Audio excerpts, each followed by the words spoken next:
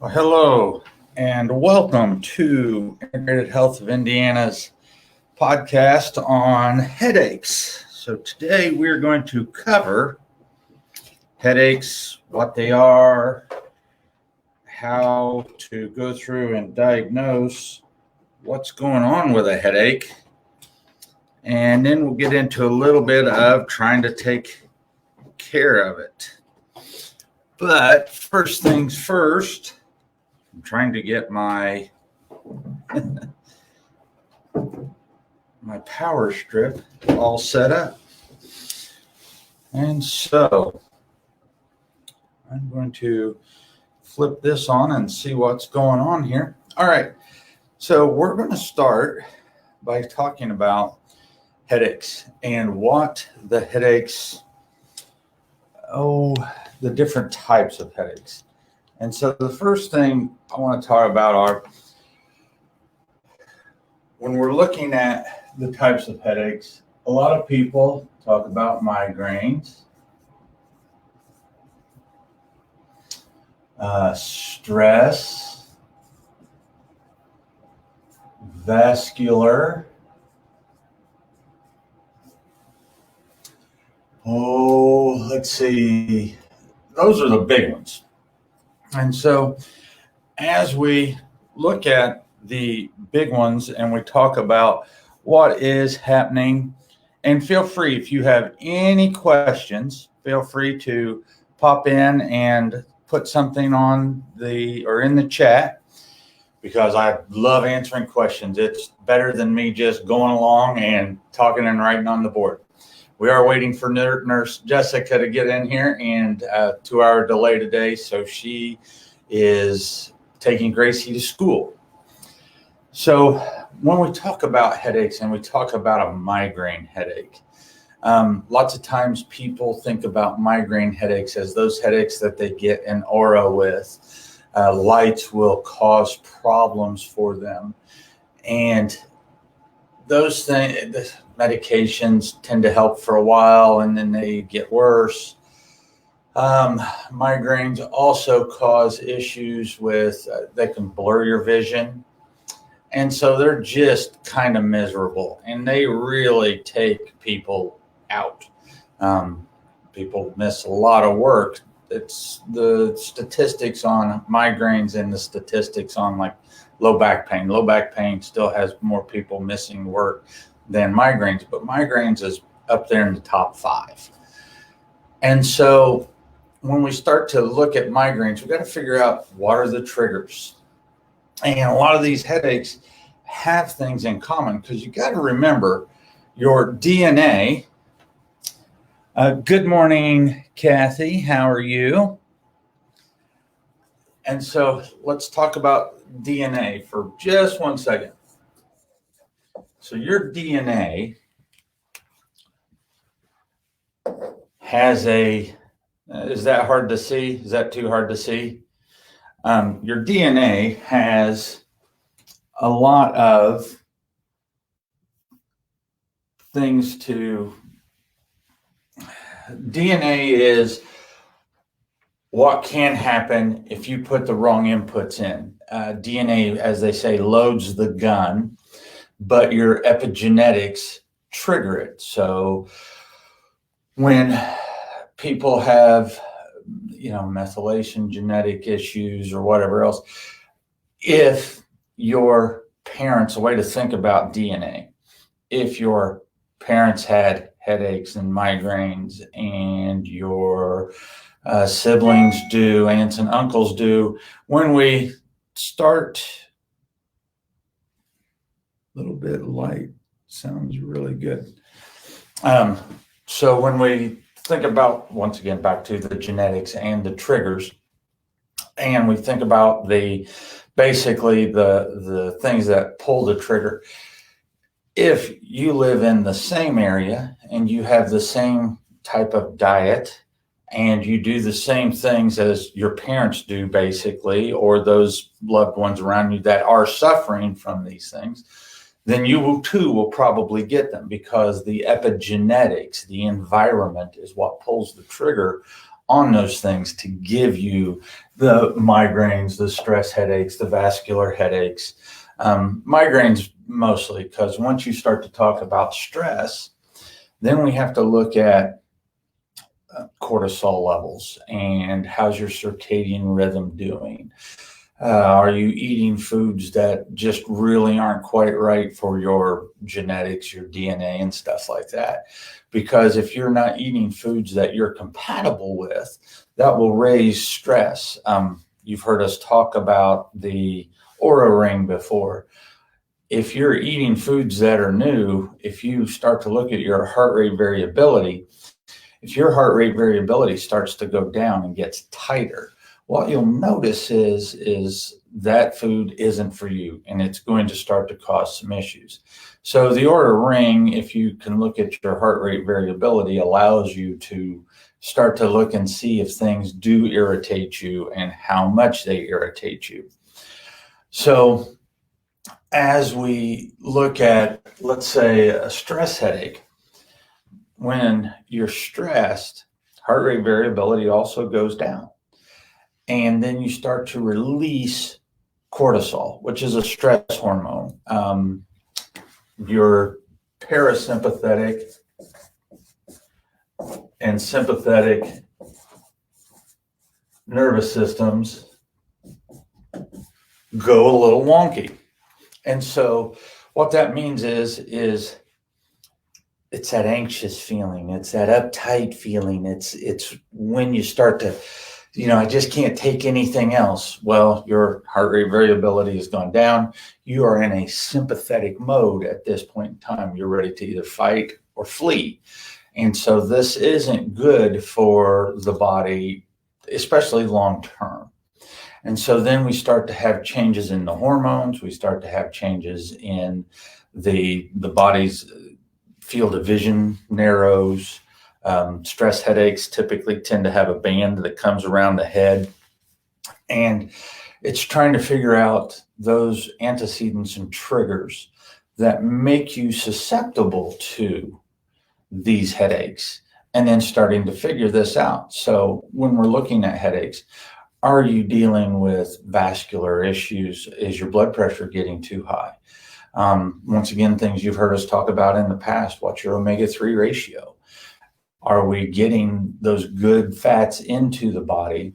And are we allowing the LDL or the LP little a to be a much larger molecule so it doesn't cause blood vessel issues? I mean, headaches are very complicated because they're like people. Everybody's different. Every fingerprint is different. So every headache, even though somebody comes in with head pain, I can have 3 or 4 people come in with headaches with migraines, but the causes for each of these people is different. And it's going in there and figuring that out.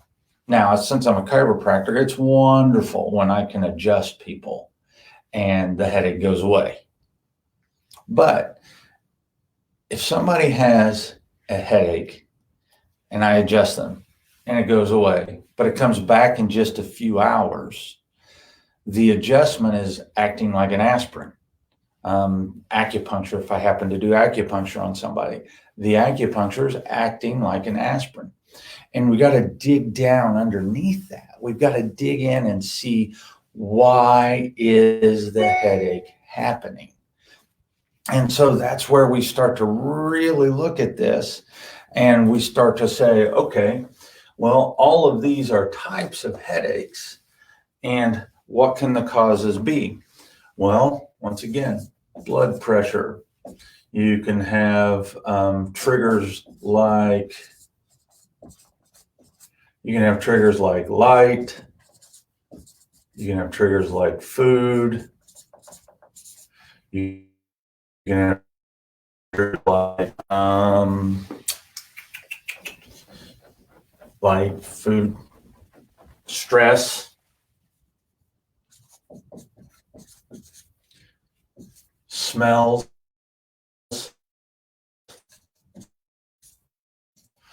start to give us some clues as to what's happening as to how things are getting.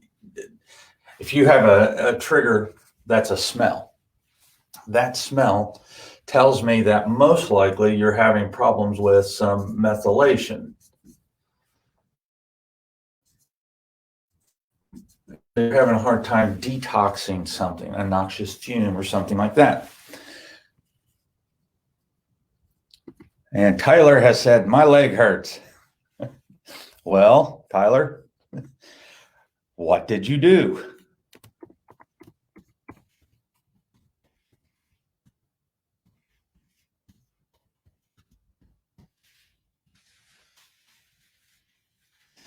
Oh, excuse the misspelling. So we look at the smells, and I start to think about methylation. There's in the brain, or not in the brain, but in the detoxification pathway. And so we can start to do things like give glutathione, give NAD, give precursors to glutathione. And what that does is that starts to help your body. That starts to help your body process these things out. And that's the whole thing about nutrition and functional medicine. It's not about suppressing the symptom. It's not about putting a piece of tape over the check engine light. It's about getting into the biology and seeing what's going wrong, and then digging it out, figuring it out, giving you ways to deal with this. And that's the fun part. That's the part that allows us to really start to personalize medicine to somebody. Now, I don't use medications. I use nutritionals, lifestyle changes, and things like that, because I just believe that you should be able to, if you want to go on a hike across America, you should be able to go on your hike across America and not have to worry about a refill of this or a refill of that. You know, it's being able just to have the freedom to go and do when you want to go and do. So if we start to look at, food triggers give us lots of issues with it. Is it irritable bowel syndrome?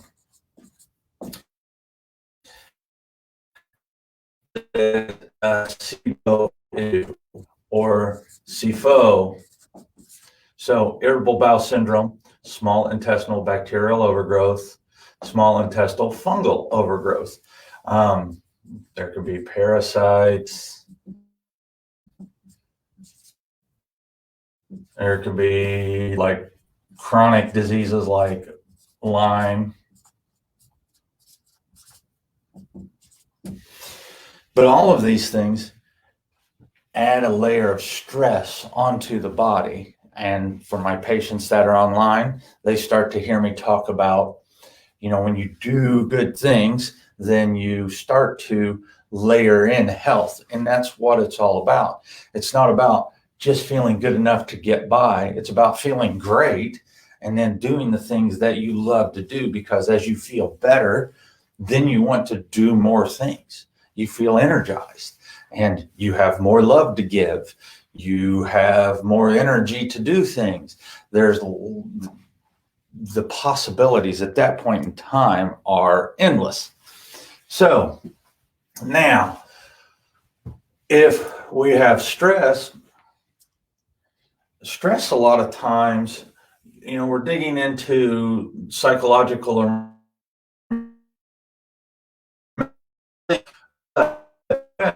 when it's something mental, reframing helps. And so when we all look at challenges, how we look at the challenges are very important, because you can look at a challenge and say, oh, woe is me and poor pitiful Trevor, or you can say, okay, I've got something going here. Now I got to figure out how I can overcome this and what I need to learn. And so then, you start to add things into your repertoire that allow you to just get stronger. And most challenges are great because that's when you learn how to deal with things. And the more problems that you can solve, the better off you are. And so that's where reframing comes into hand. And then the other thing is about stress, meditation, going for a walk, going for a drive, put a puzzle together.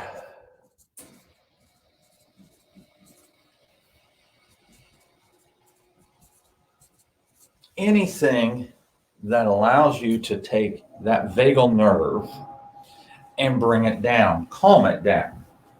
Because as the vagus fires up and takes you into that sympathetic state,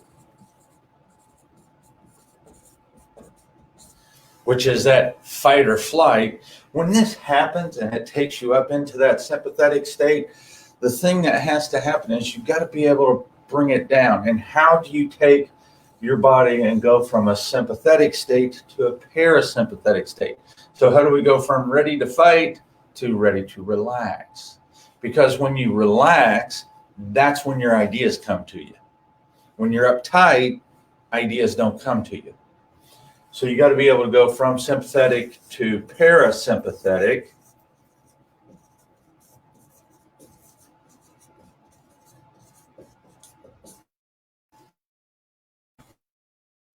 What that does for you is that allows you to relax, to bring the blood pressure down, to allow the ideas to flow.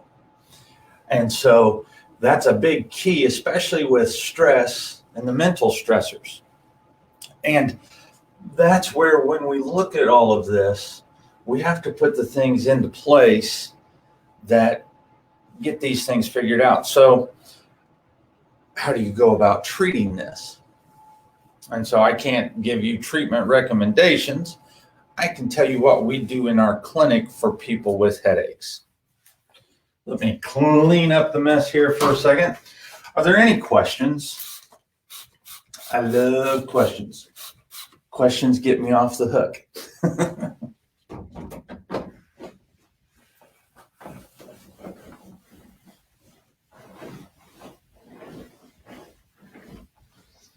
And I cannot give medical advice, but I can talk in generalities.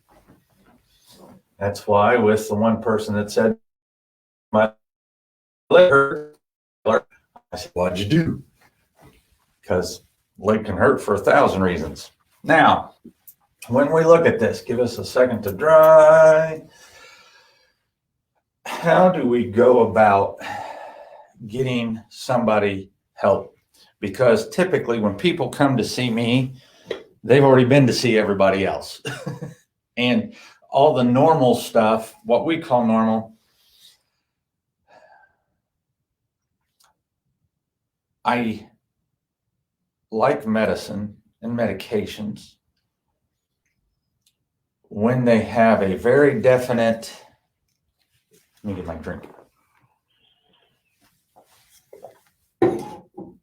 I like those things when they have a very definite start,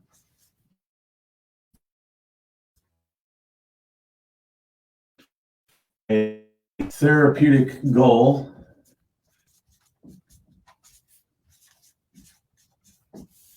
and then an end. Medications all work off of inhibition.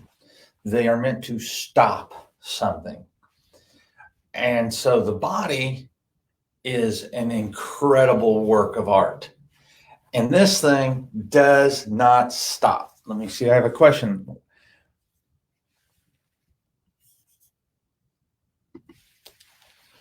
So why do headaches come out of nowhere? Mine do. So we'll we'll circle back around to this. So there's where we got to start to look at triggers. You say they come out of nowhere. And so if you're not feeling stress, if your blood pressure is under control, if you're, let's see, I got talking generalities. Digging into that is when and where we start to look at what we call the functional medicine matrix. We start to dig in and look at, well, chiropractically, have we restored the curve? Is somebody, if they have an abnormal cervical curve, which absolutely contributes to headaches, are they doing everything that they can to reform that curve? Laying on the Denerol, sleeping on a pillow that helps reform that curve. And then once we do all the easy things, the next thing is starting to dig into the history. When did they start? Is this an issue with, do you have an environmental trigger? Does your boss drive you nuts? If it's things like that, then we have to figure out, how do we deal with that? Biologically, what's the blood work look like? Are insulin levels too high? Blood sugar levels too high? Homocysteine levels too high? If homocysteine's too high, we have B vitamin issues. If cortisol's too high, we have to work on rest and relaxation. If cortisol levels are too high, do we have a good circadian rhythm? So we look at these things and we try to figure those out. And that's where we start to look at the things like DNA. So coming kind of back to this, when we look at medications, we have a start date, we have a therapeutic goal, and we have an end date. And if we don't reach the therapeutic goal, a lot of times all we end up doing is either longer, we end up taking a different medication. And that does not solve the problem. That doesn't help you, because there's still an issue, and all we've done is we've changed the biology a little bit. And getting back to my analogy of a stream, so if you have a stream coming down a hill and you put a dam right here, what happens? And so the stream is biology, the dam is medication.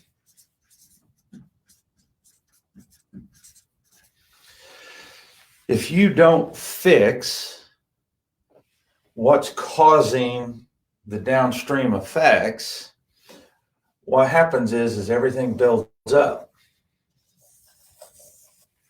And you start to form a pond or a puddle or whatever else. And if you as a child got to play in streams, which I did, when you block this, all of a sudden the water finds a way around. It finds a way through. Biology, the human body, typically tends to have a way of doing that. So when you see this happening, and as people come into my clinic, they have lots of things that go with, I've been on medication and I'm taking Toprol, I'm taking whatever it is. What's the big one? Imitrex. I'm taking these things, they work for a while and now they don't work. Well, the body's finding a way to tell you there's something wrong and it's going around it. And that's where sitting down and digging into the problem is what needs to be done. And so not having that endpoint or getting somebody to where they can rest and relax and get off of the medication, all you're doing is causing that stream to back up more. And then what do? We add another medication. And then what do? We add another medication until eventually you're on 5 or 6 medications, which are starting to cost you, I have patients who are on 5 or 6 medications and their copay is $5 a piece. If you're on 6 medications at $5 a piece, that's $30 a month. And then you have the doctor's visits and the labs and everything else that it takes to monitor this. And that cost only grows. And I'm talking about money because that's what most people talk about. That's what most people care about.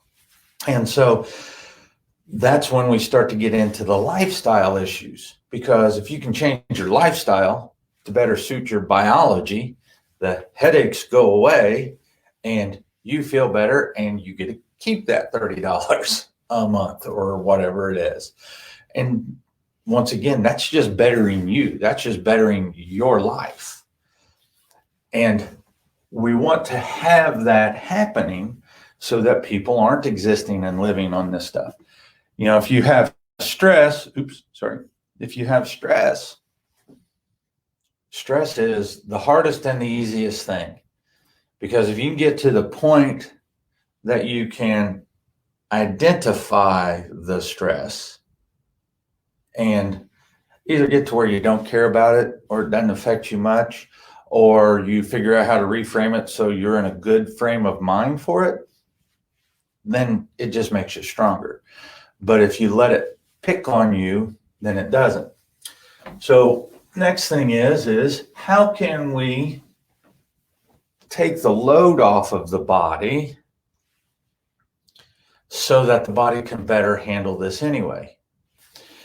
And things that we do in our clinic, we do micronutrient profiles.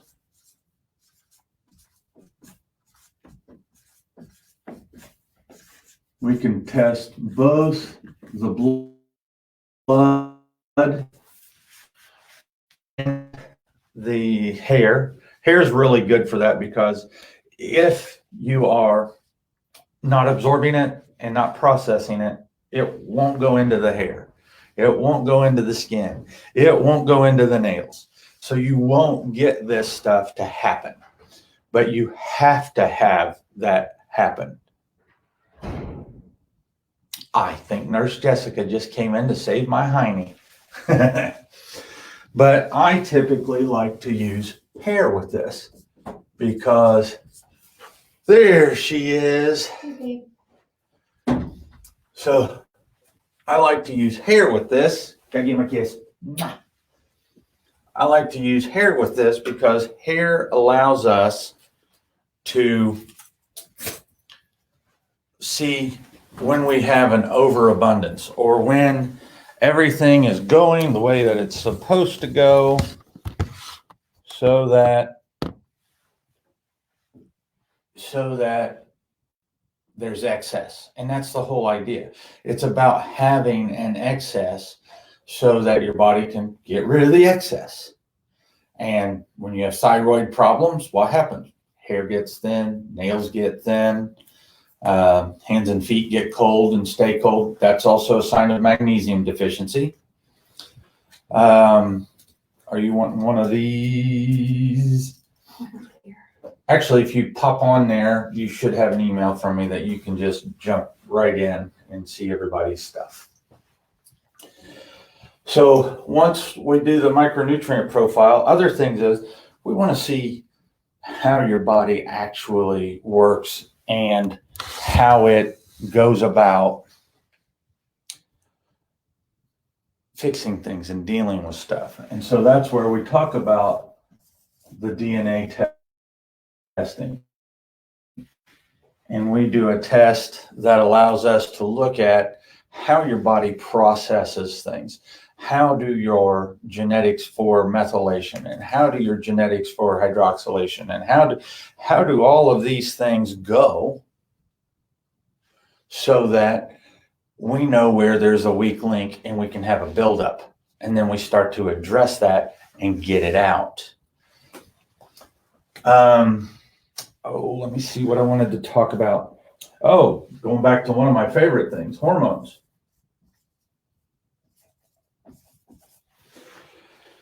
So once again, if you're super stressed and you're not going through, oh, I froze. If you're super stressed and you're not going through everything that you're not having good nutrition, you're not getting good things, good fats in, you're getting too much sugar, too much alcohol, too much stress, you will oxidize your cholesterol. So hormones rely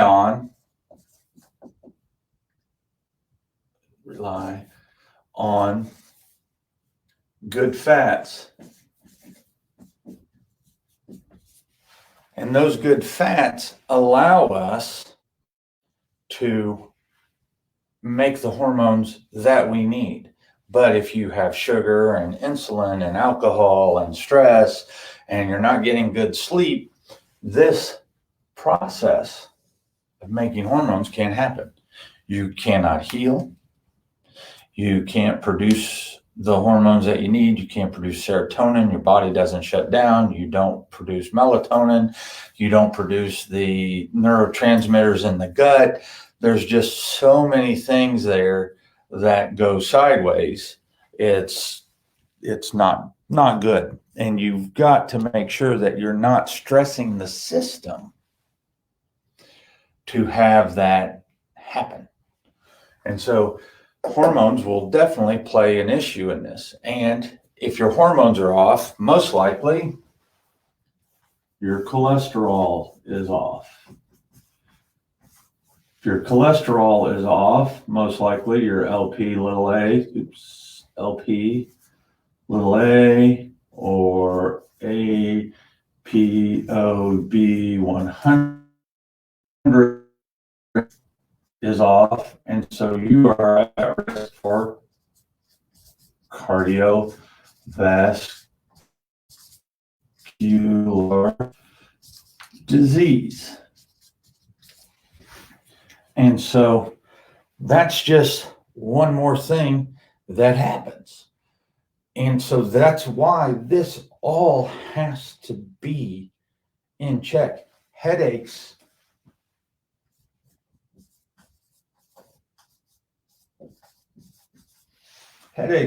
aren't the cause.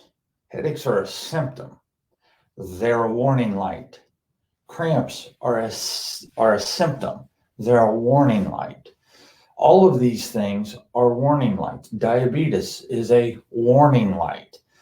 That's why you have to take care of this stuff, and you have to stay on top of it. And you can't say, I'll take care of it later. I'll take care of it later. I'll take care of it later. Because when does later ever come? So we can kind of see that all of these things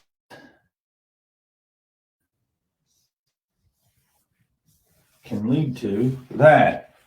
And so you got to make sure that your diet is pretty good. Luckily, we don't have to be 100% of the time because we have wiggle room. But if you're older, I'm 50, and you've damaged a bunch of stuff, then you have to be tighter. But if you've been pretty good throughout, and now you come to it, then you don't have to be so good with everything that you have to do. And I honestly believe that you can sit there and you can go through, clean yourself up, and bring that baseline health back into being. It's just like saying, I have people that tell me, oh, they can't eat this, that, or the other. But once we start to go through and clean up the diet and bring back the bugs in the gut and to do that stuff, then all of a sudden they can eat that because they now have the enzymes and the little guys inside that make the enzymes to break this stuff down. And that actually plays a part of your hormones. So we do a microbiome test, and this tests for the bacteria in your gut, because that's very, very, very important. And the bacteria in your gut are the ones that make your short chain fatty acids. Once again, everything right here, down here in the gut, that makes 90% of your neurotransmitters. That makes 90% of your hormones. That's where a great deal of your immunity comes from. And so those things are very, very important. What are the obvious things I'm missing, hon? I don't know.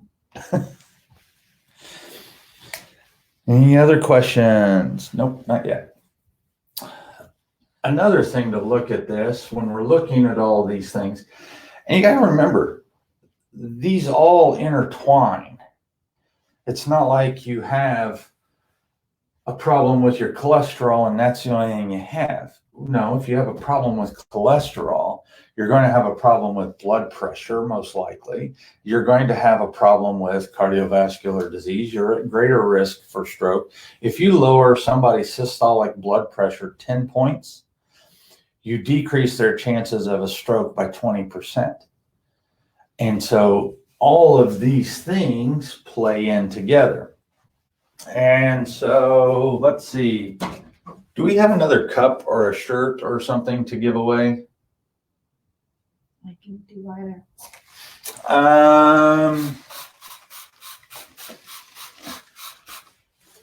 So I'm going to write a question real quick and put it up there. And I'll put my email up there. And the first person that responds to my email with the proper question will get a Integrated Health of Indiana cup. So here we go. The question is,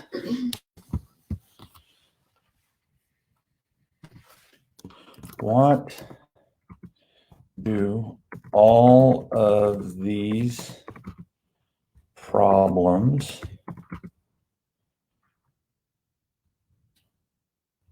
make worse in the body?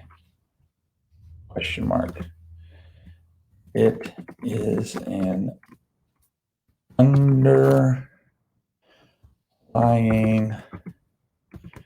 cause for most all disease processes. All right, there is the question. Here is my email. First one to answer.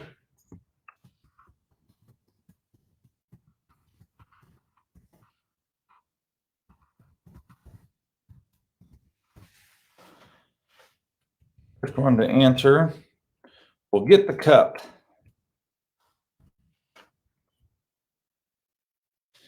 So while that is up there,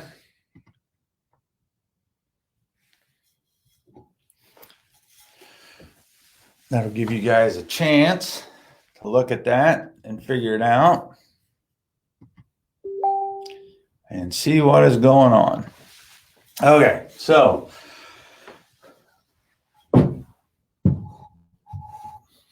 another thing that causes irritation to a lot of people, because we have what is called the standard American diet,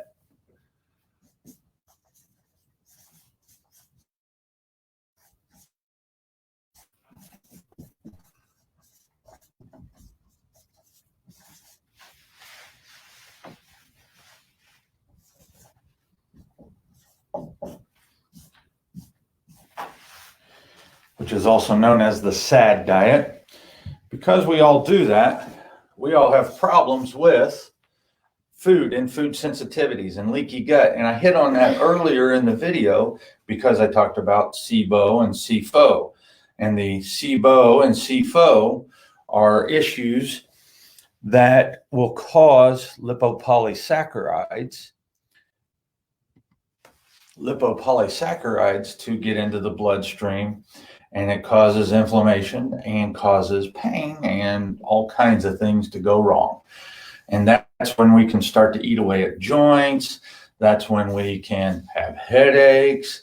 That's when we can have increased stress, which leads to increased cortisol, which causes issues with diabetes. There's all kinds of things. So if you're looking for triggers, the number one thing I say to look at or start to look at is food. And that food is one of the number one causes of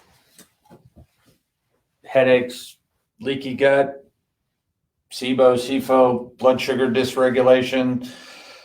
Talk about it all. It's all right there. And so we can do food sensitivity testing.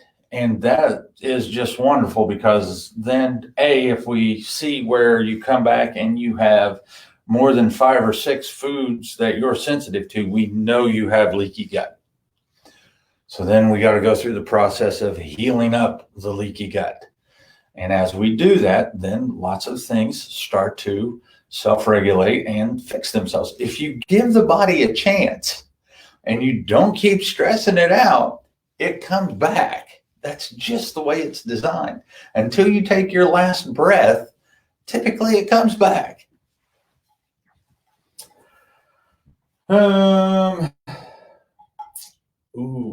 Talking about circadian rhythm and talking about, giving your body the chance to get healthy and to do things.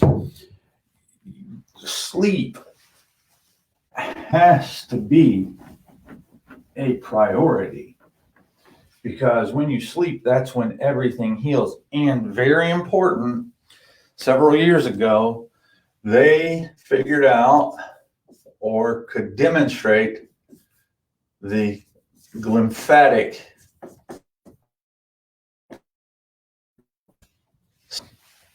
and so if you have family members, so once again, this boils down to DNA. If you have the gun loaded with Alzheimer's, dementia, and these things, sleep is very important. And your epigenetics are very important because, like we said, a crappy diet, high sugar diet, high alcohol, high stress, all of these things will start to not allow your glymphatic system to work. So what is the glymphatic system? The glymphatic system is the janitors for the brain. When you're in that deep sleep, so how important is the glymphatic system? It is so important that your body prioritizes it first. So when you go to sleep and you get into deep sleep, the glymphatics work first. Goes in, cleans out the brain, gets rid of tau and waste and stuff like that, so that your brain can work optimally and heal. And it helps prevent DNA, or it helps prevent dementia and Alzheimer's and all of those things. So it's very important to have the glymphatic system working, to have the mitochondria working well enough that you can produce the energy to clean things up. And this is another one of those things that you have to do and you have to pay attention to, because it is most of us have had a couple of drinks right before bed and you go right to sleep. And then after you go right to sleep, when you wake up in the morning, you don't feel rested. Why is that? Do you know why that is? You're not paying attention. I'm boring her. Hopefully I'm not boring you guys. So you don't feel rested because you're not truly asleep. The definition of sleep is that you are in an unconscious state with which you can be aroused from. There's a barrier there, but you can be disturbed and brought out of sleep. Most people, when they're drinking, they can't be brought out of sleep very easily. And if you pass out, you can't be brought out of sleep. If I hit you with a baseball bat, you aren't coming out of sleep. You're not asleep. You're unconscious, but you're not asleep. And so it's very important to have the glymphatics working and getting that good sleep. And how much sleep do we have to have? 7.5 hours plus or minus 30 minutes. And that's what you got to have. And if you don't like that, I can't help it. I didn't build the body. I just work on it.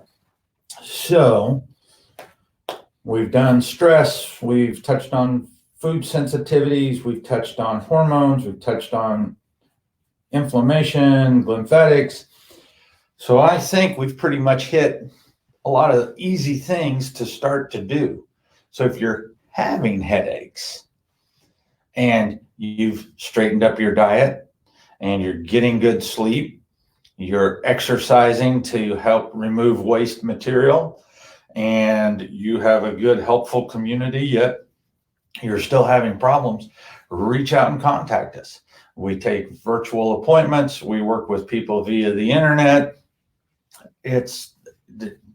Right now is a great time to be alive because there's so many opportunities. But reach out to us. We would be happy to help you. We do a 20-minute consult. So if you actually email the Dr. Miller at Integrated Health of Indiana, that we can send you a small questionnaire and start the consultation process and to see if we're a good fit to help each other. With that being said, thank you very much for joining us today. Join us again next Thursday. I don't know what the topic will be, but we will put it out as soon as we know. Thank you very much. Oh, hold on. I do have a couple.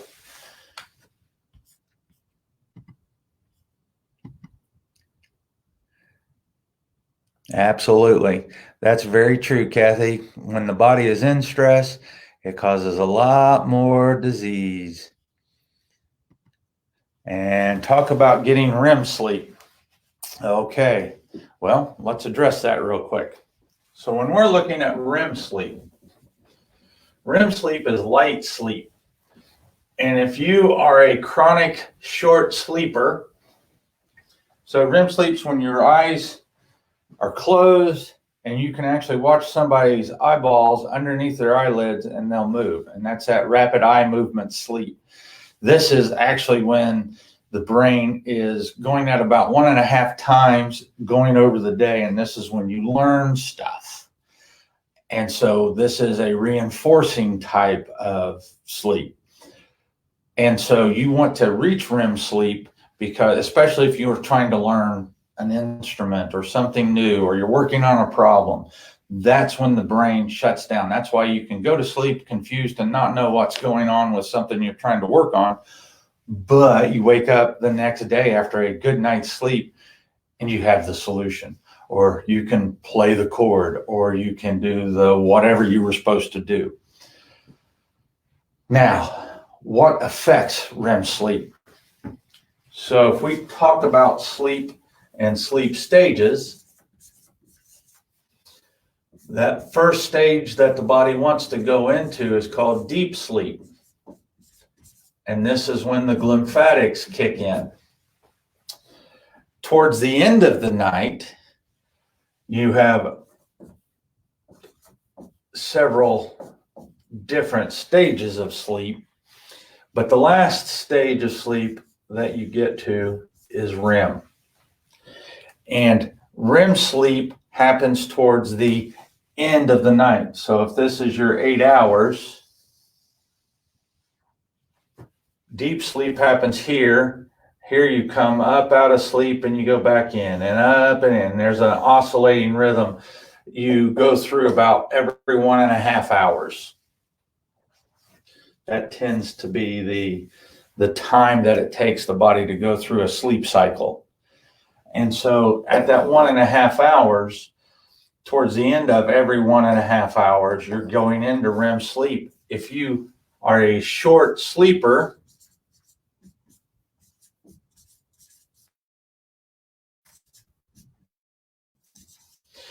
you're not getting into the REM. And that's why we say it takes 7.5 hours plus or minus 30 minutes. so that you can have complete sleep cycles. Your body is going to do the deep sleep first to clean up, and then it's going to start to go over the day.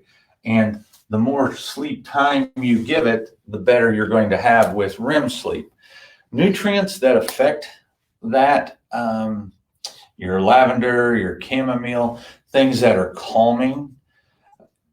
Typically, if you're not eating before you go to bed, if you're not doing, if you're not watching television before you go to bed, if you're not doing stimulating things before you go to bed, and you can drop down into sleep, have a magnesium bath, do these types of things, then you have a better chance of hitting that REM. And so Matthew Walker has a really good book about why we sleep, and they have great things in there on how to ritualize your sleep so that you can get better and get better at it, because we take sleep for granted. And since we take sleep for granted, we don't practice at sleep. And that's very important, because you need that time for your body to go through those cycles so that it heals, so that it cleans up, so that it produces the hormones it needs to make, and does all those things. And it takes that long. And typically, the older we get, the more we need the sleep, because we don't produce the energy that we used to produce in our 20s. I've been starting to take some NAD plus, and I have noticed that that's helping me produce the energy that I need to sleep, funny enough. But that's really helped my deep sleep, and that's where I've had problems. And so it's getting in those little things and understanding those tweaks, allowing that REM to happen. But the first thing is, you have to give yourself that 8-hour sleep opportunity.